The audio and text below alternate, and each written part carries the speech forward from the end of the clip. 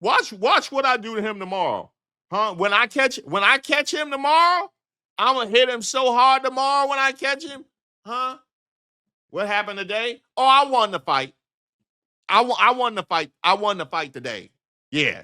Ain't nobody seen nothing like what I did. Ain't nobody ever seen nothing like what I did. Uh-huh. It was brilliant. I'm respected all over the yard. Yeah, they respect me all over the yard. Uh-huh. Hey, I'm the hottest kid in 4th grade. I'm the hottest kid in 4th grade. They respect me all over. But I'm going to tell you, I'm going to hit him so hard tomorrow. I'm going to hit him. No. I'm going to hit him so hard tomorrow.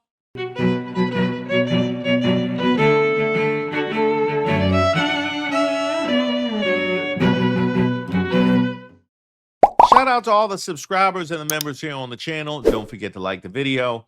My name is Reese Waters, and this is Street Politics.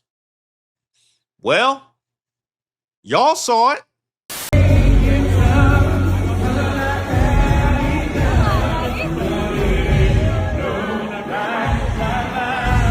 Hey, I meant Trump's speech, not Joey Fatone singing at Mar-a-Lago. But who would have thought that wouldn't be the most embarrassing display we saw tonight? Hey, loser, question over here. What was your overall message during your speech tonight? How great I am. How great you are. What a phenomenal job I've done. You've done a terrible job, and your speech was awful tonight. You just spouted a bunch of lies and propaganda, and you also fucked up a bunch of words. Oh, come on. I mean, really, how do you think you did? Very badly image, badly. Yes, badly image. I was going to say something, really. What were you going to say? The problem with the thing... You know, the thing is, the more you talk, the more you lie, and the more you lie, the more people dislike you. But you know what? You do you. Oh. Yeah, I know this widow's speech was your way of trying to control the narrative, but it was a bigly fail. I'm the worst salesman ever. That is true. We are going to finish the job, and we're going to finish it very fast. We're getting very close. I want to thank our allies in the Middle East, Israel, Saudi Arabia, Qatar, the UAE, Kuwait, and Bahrain. Move this man! They've been great, and we will not let them get hurt or fail in any way, shape, or form. Because of the Trump administration's policies, we produce more oil and gas than Saudi Arabia and Russia combined. Think of that, Saudi Arabia and Russia combined. And that number will soon be substantially higher than that. Somebody told a lie one day. There's no country like us anywhere in the world, and we're in great shape for the future. The United States imports almost no oil through the Hormuz Strait and won't be taking any in the future. We don't need it. We haven't needed it, and we don't need it. I have a suggestion. Number one, buy oil from the United States of America. We have plenty. We have so much. Stop the cap. Stop the cap right now. Stop the cap. No bullshit, bro. And number two, build up some delayed courage. Should have done it before. Should have done it with us, as we asked. Go to the Strait and just take it. Protect it.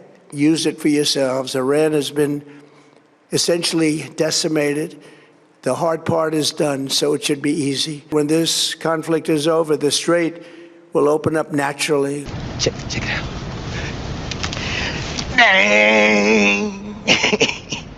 It'll just open up naturally. They're going to want to be able to sell oil because that's all they have to try and rebuild it. Hey, what you got for us today, Hustle Man? Well, I got what you need, Chief. I got food stamps. I got incense. I got a Greyhound bus in the parking lot. Resume the flowing, and the gas prices will rapidly come back down. Stock prices will rapidly go back up. They haven't come down very much, frankly. Hide the money, y'all. There's poor people around. With your broke ass. We are on track to complete all of America's military objectives shortly, very shortly. We are going to hit them extremely hard over the next 2 to 3 weeks. We're going to bring them back to the Stone Ages where they belong. In the meantime, discussions are ongoing. Regime change was not our goal. We never said regime change, but regime change has occurred because of all of their original leaders' death.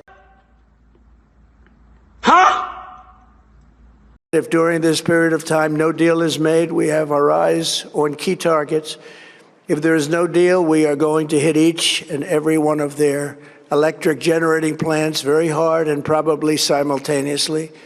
We have not hit their oil, even though that's the easiest target of all, because it would not give them even a small chance of survival or rebuilding.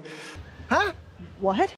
But we could hit it, and it would be gone, and there's not a thing they could do about it. We are in this military operation, so powerful, so brilliant, against one of the most powerful countries for 32 days. And the country has been eviscerated and essentially is really no longer a threat. They were the bully of the Middle East, but they're the bully no longer. Listen to everybody. Nobody believes in you. May God bless the men and women of the United States Armed Forces, and may God bless the United States of America. Thank you very much, and good night.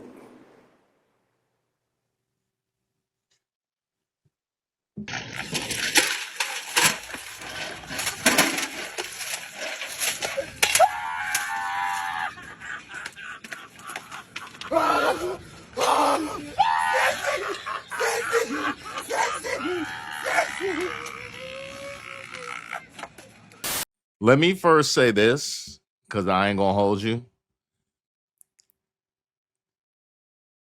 One of the most dangerous things is to watch an op who is rapidly moving toward their own destruction, realize that fact and change course. That's dangerous. What you want to see is somebody who is rapidly moving toward their own destruction with an inability to accept a change of course because of their need to protect their own ego. And I've made this point before when it comes to Trump, because he's nothing if not consistent, at least when it comes to his internal makeup. His fundamental inability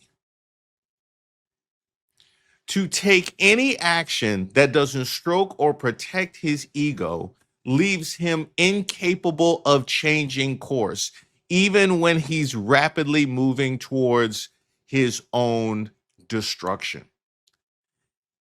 In a war, and we'll get to that characterization, in a war that is as unpopular at this juncture, at this early juncture, as any we have seen in American history, he just told y'all they made mistakes and I'm correcting it.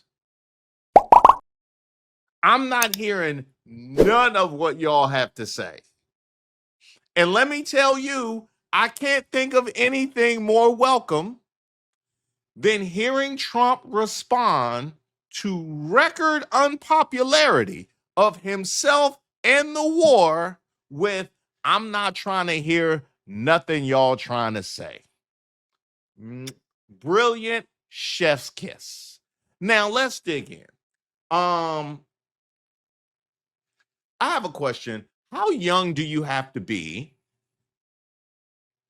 for all the holes in logic and all of the contradictions to fall by the wayside? Like, how young do you have to be to listen to that speech and for it to make sense from beginning to end?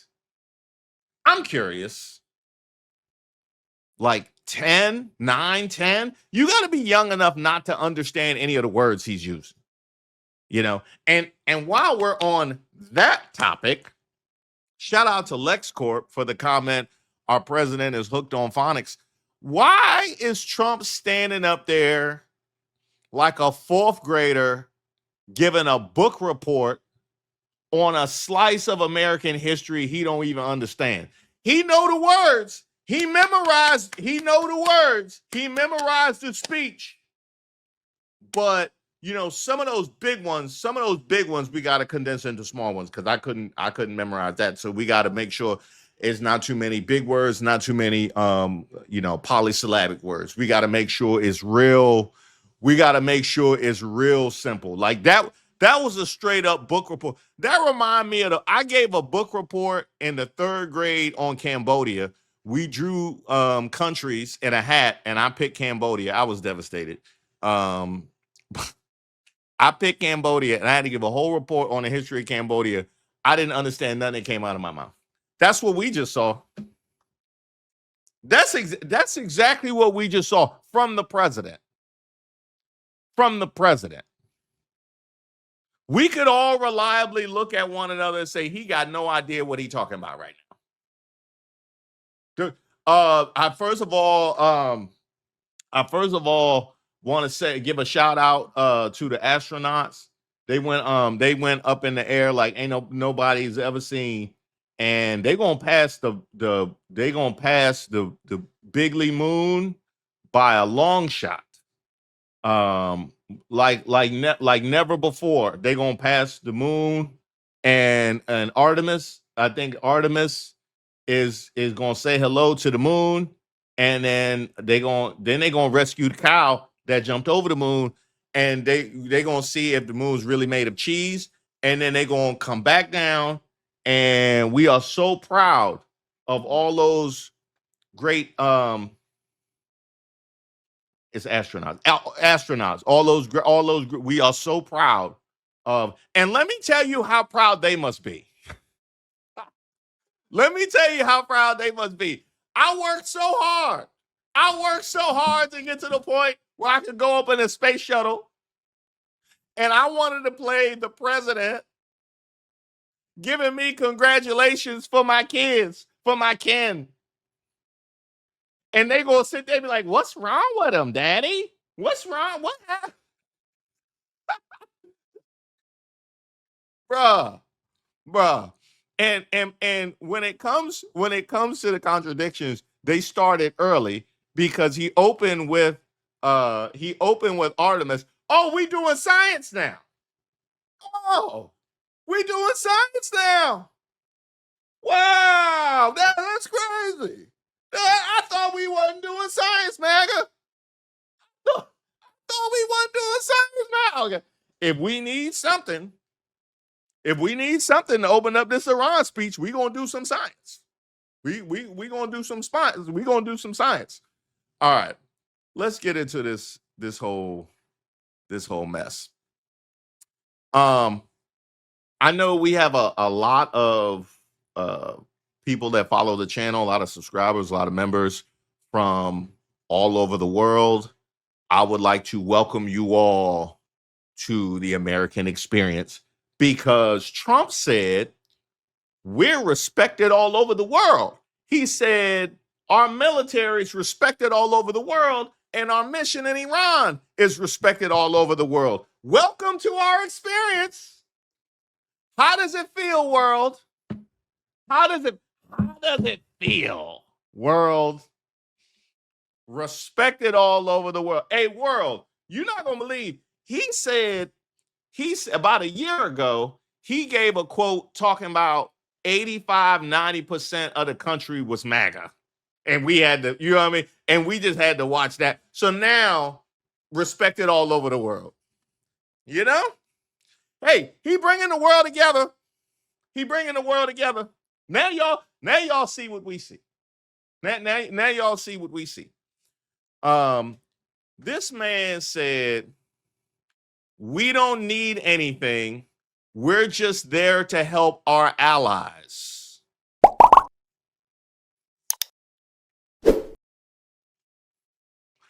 Remember my point about somebody moving towards their own destruction, we don't need anything. We have all we need. We good. We just went over there to help our allies, the same allies that he slandered later in the speech, mind you. But you mean to tell me that Mr. America First, Mr. No Foreign Wars, Mr. Regime of Peace, President of Peace, just fixed his mouth to tell the country that the fears, the prices, the scarcity, the injuries, and even the fatalities that we have seen, we didn't need nothing. It wasn't really, you know what I mean? We was in the area. We was in the area. So we just decided, why not? Let's just pop into Iran. You thought that was a flex to say, let's just pop into Iran? You thought, again, it's going to be more of these. It's going to be a lot more of these, because immediately after he said we didn't need nothing, talking about how going in and attacking Iran was necessary for the safety of the region and for us in the United States. But we didn't need nothing, no. We were just there to help our ally. You literally just said that.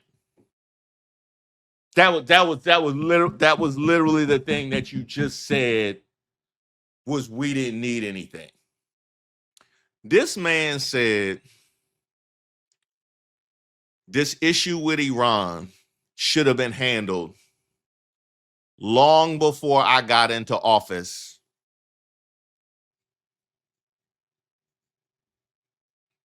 Like he wasn't president.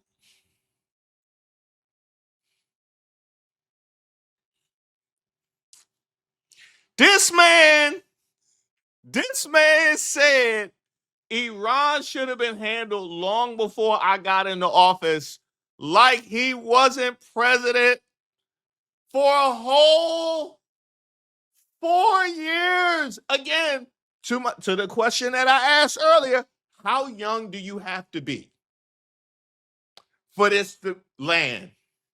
I just need to, how young? If any of y'all got kids that's watching, let me know how they processed it.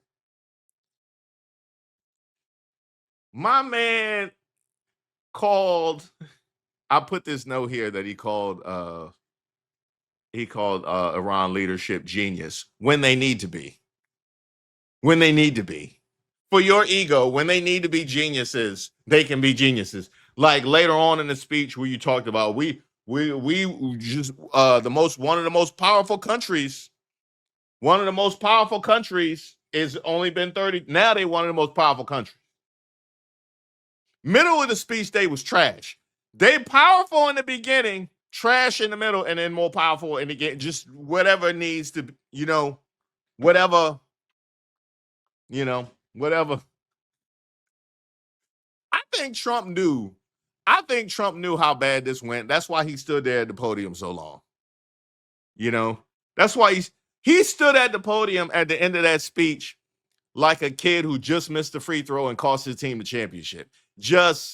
We see that image every year, right? Where we see the players that's just standing on the sidelines watching the other team celebrate winning the Super Bowl or going to the Super Bowl. That's how he was standing at the podium. He knew that didn't go over. This man said we would have been having a different conversation had Khomeini lived. Now, I've asked this question a few times on the platform, and it's one I'm going to continue to harp on.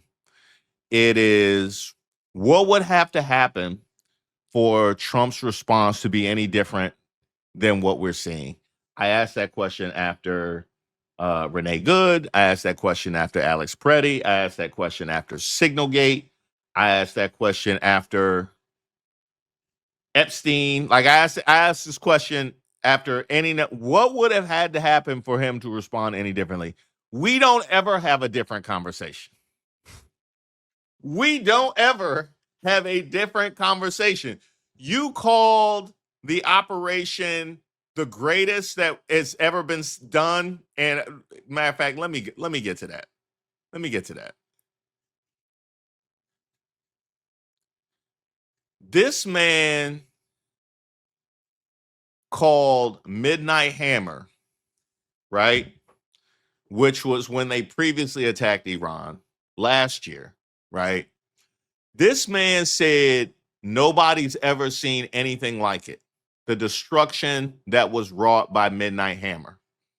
Now, the point that I had made was you told us that their capabilities were destroyed, yet you feel the need to turn right back around and not only attack Iran, but put boots on the ground. Like you didn't say their capabilities were destroyed. Now, that assertion was challenged at the time because there was intelligence that refuted that, and they doubled down, called everybody foolish who believed in the intelligence they produced,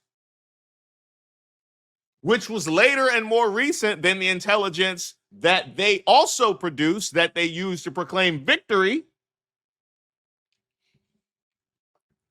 This man sat there and told us that Midnight Hammer, nobody's ever seen anything like it. Well, apparently they had, because we right back here again with them with the capabilities that made y'all fearful enough that we had to put boots on the ground. You said they would have soon had missiles. They were right at the doorstep. Now, let me get this straight. Let me see, when did Midnight Hammer happen? When did Midnight Hammer? Midnight Hammer was June 21st, 2022. Okay? So in June, nobody had ever seen anything like it. By March of the following year, they would have soon had missiles. They were right at the doorstep. So if I got this straight, the same nuclear capabilities that Bibi Netanyahu has been going and telling people that Iran was at the doorstep since the 90s, the same military capabilities that prompted you to put boots on the ground can be developed in 10 months? 10 months? We went from nobody ever seen anything like it to they're at the doorstep in 10 months? So if I got that straight, what that means is this operation, which again, nobody's ever seen anything like, 10 months from now, they could be at the doorstep again. Is that what you're telling me? Is that what you're telling me? That's what you literally tried to float to the American people. That's what you tried to, and to my point about ego, you're unwilling to cede any failure in the previous operation. So we want to proclaim victory in the previous operation, which was supposed to do the thing we're doing now. So I'm going to proclaim victory in the previous operation, but then also sell this operation with the same goal that was supposed to be achieved in the previous operation. How young you got to be, y'all? Honestly, like how young you got. This man said Iran's navy is destroyed. Okay. That should be followed by the Strait of Hormuz is open, right? Huh? The Strait of Hormuz is open, right?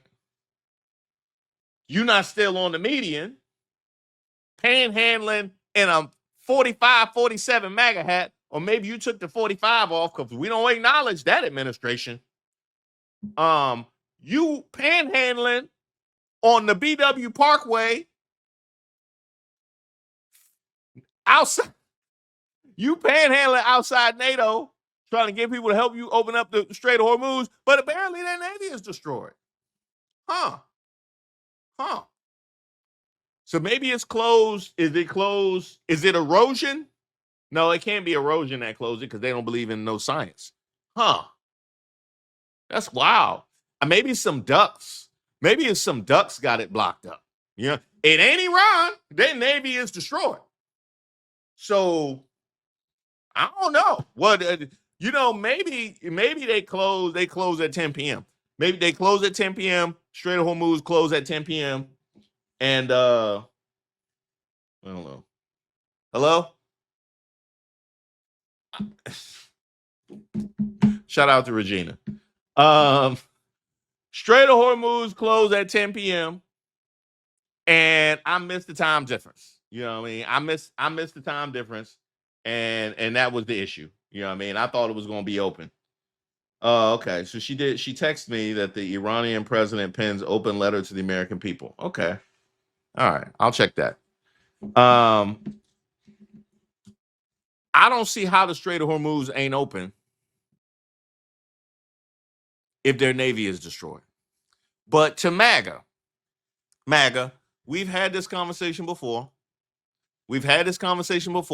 And I will give y'all a little bit of credit. You guys have responded to the complete lack of logic and the nonsense that you've seen before you. You have. That's why we have record unpopularity for Trump. You guys have responded to that. I give y'all credit for that.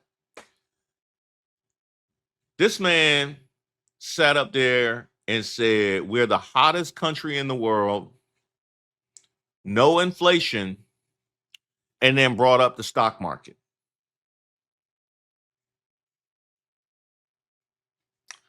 I don't want to hear no MAGAs that's still in a red hat talking about how much they struggling and they ain't got it.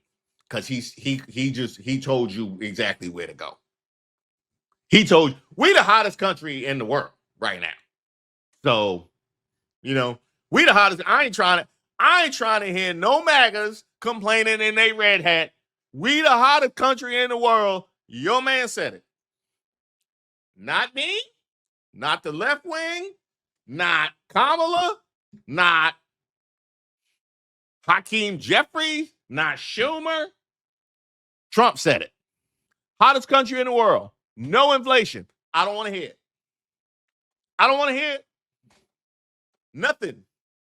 Nothing at all. But here's where he got me, though.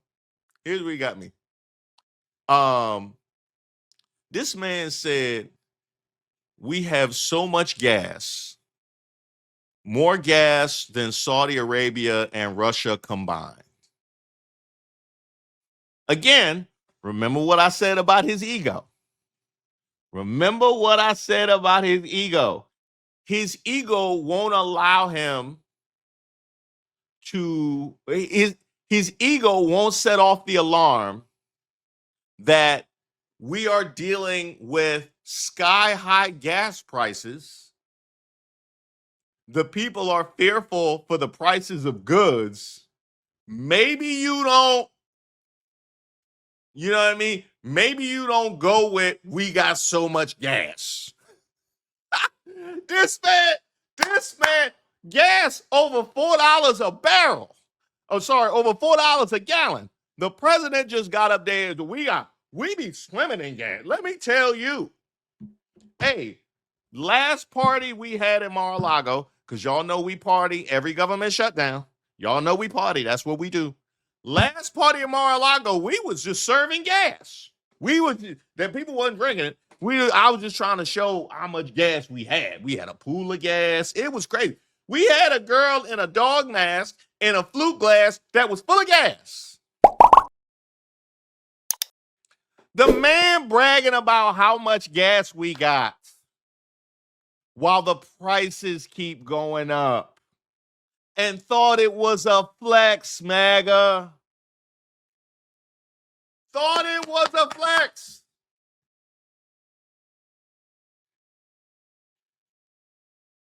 About those prices. about those prices. I'm assuming that they had us having so much gas has nothing to do with the prices going. I know when the powers that be hold all the cards, how that always benefits the people on the ground price wise, right? I know, yeah. We got so much gas. We really have so much gas. I know y'all complaining about the price of gas, but we got it all. So yeah. It's gone well. That $4 a barrel, that $4 a gallon has, had been good for us.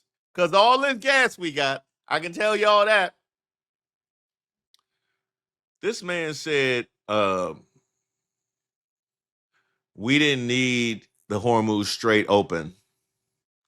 Those other countries that need it have to take care of it. So why was that ever a topic of conversation? You know? Why was that ever a topic of conversation? Now all of a sudden we don't need it. If we don't, I don't know how many of y'all make a habit of talking about things you don't need.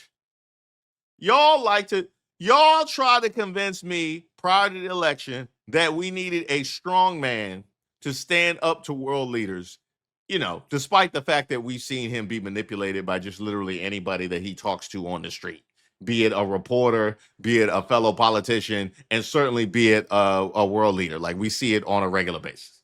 My man got triggered by Biden when they was talking about golf during the debate that ruined Biden's reelection campaign. He still got triggered by Biden. Like, y'all tried to convince me that this was the man who we needed on the world stage, but his makeup is so simple that he thinks him telling us we don't need the Strait open and admonishing the countries that need the Strait open isn't just a clear admission of his inability to do so. Like, I get how if you operate at a certain level, you can't conceive of other people operating at a different level. Maybe that's what it is. Maybe I'm holding him to too high a standard to conceive of anybody operating at a level above elementary. I suppose that's what that is. This man said, we're going to hit them hard. We're going to hit them so hard in the next few weeks, and follow that up with the new leaders are much more reasonable.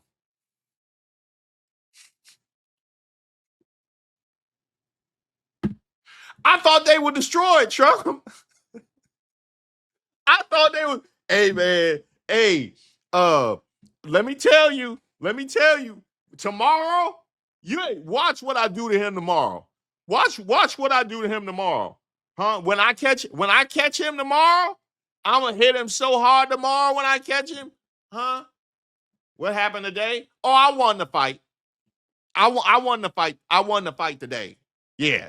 Ain't nobody seen nothing like what I did. Ain't nobody ever seen nothing like what I did. Uh-huh. It was brilliant. I'm respected all over the yard. Yeah, they respect me all over the yard. Uh-huh. Hey, I'm the hottest kid in 4th grade.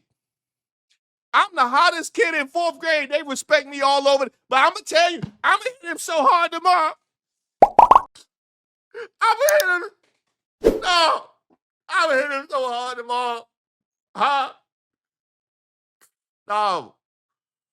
I'm not going to recess. I'm not going to recess tomorrow. Because I don't need to go. Hey, the other kids who need to deal with him, they deal with him. I don't need to go. I want to be an astronaut. Oh my gosh. It's so many. This man said We gonna take them back to the Stone Age. Did y'all catch this one? This man said, we gonna take them back to the Stone Age, but we not gonna hit the oil so they can rebuild.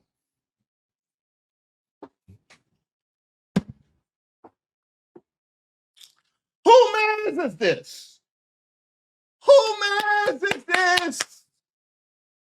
This man said we gonna bomb them back to the Stone Age, but we not gonna hit the oil. We want, you know what I mean? Because that would be inhumane. You know, that would be. We're not gonna do that. You know what I mean? We want to give them an opportunity to rebuild. You know, those rockets that it only takes apparently 10 months for them to get to the doorstep. 10 months. Let's make sure they got some oil.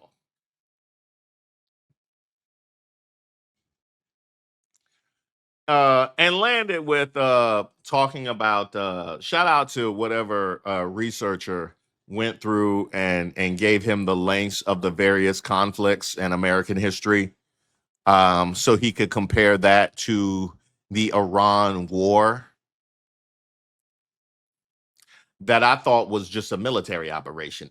Now it's a war though. Now it's a war though. Ah, okay. Okay. I ain't know that. I know we was warring. Okay. All right. When you want it to be. When you want it to be, it's a war. When you want it to be, it's a military operation. When you want, they're geniuses and powerful. And when you want, they are back to the Stone Age. Okay. I got it. I got it. How young you gotta be? I just, how young do you have to be? Let me see what this Iran open letter.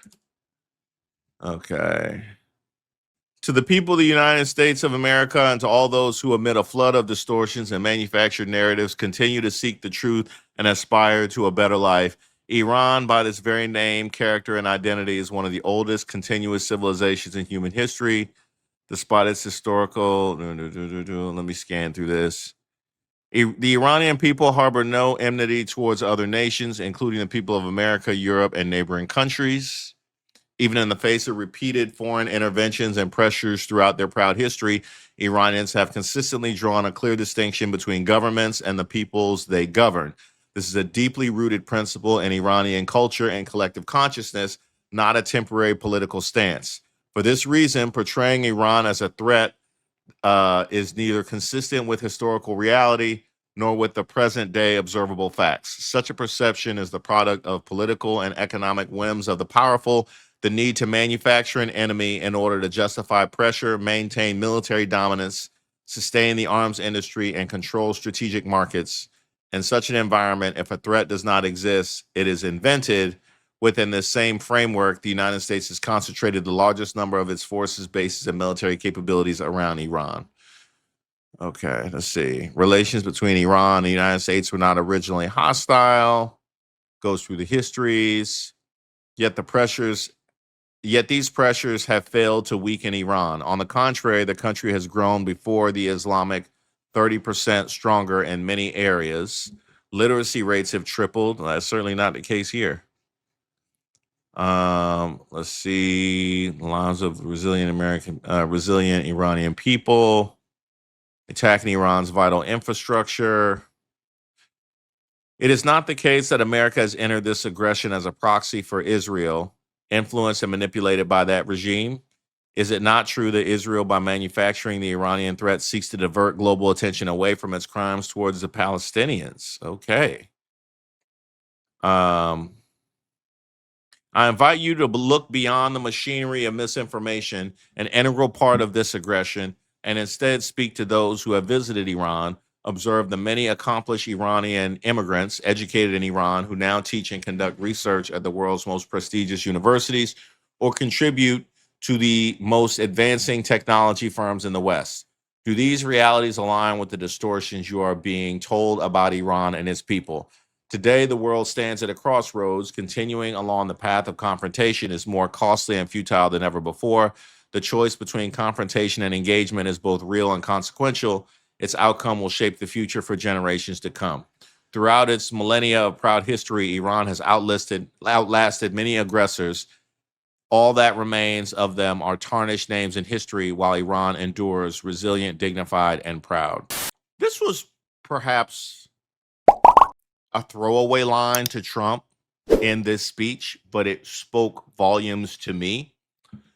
Did you hear him say that gas prices are up because of the attacks that Iran has undertaken in the region? Did you hear him say that? Gas prices are up because of Iran's attacks in the region. That is what has caused gas prices to rise. Now, there's the initial reaction, which is, I'm not sure Trump fully understands that we all have Google in our pocket. Like, I don't know if he fully understands that we can just go and look this up and research these things about when certain things happen. Like, he definitely behaves like we don't. He 1,000% behaves like we don't. And all that time that he spent with Elon Musk, you think at some point he would have told him what phones are capable of now. Apparently, he thinks they're just meme machines. But we can look that up and verify the nonsensical nature of that statement. But digging deeper, what we see is a regime that fails to take any accountability, a president that fails to take any accountability, blaming your hardships on the country that they are currently engaged in and chose to engage with. Now, that stuck out to me for a few reasons. One, because this is something international, but we've seen that domestically.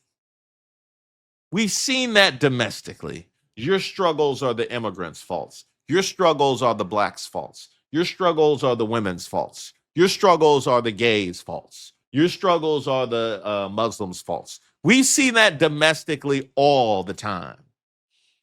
You throw the rock, hide your hand, and blame insert disenfranchised group here.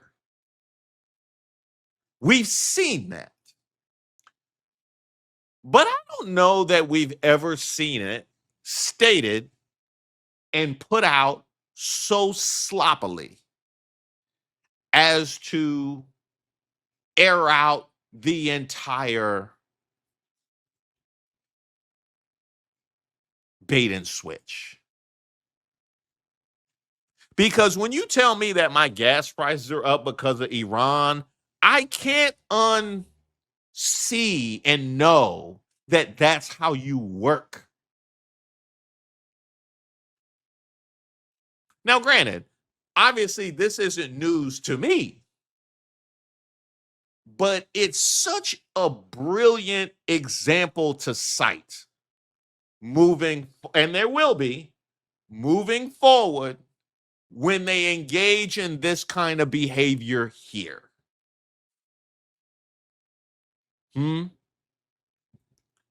Secondly, one thing that I have become more aware of as I've gotten older, and also as I've gotten more engaged in our political world, is just how fraught and problematic American foreign policy has been.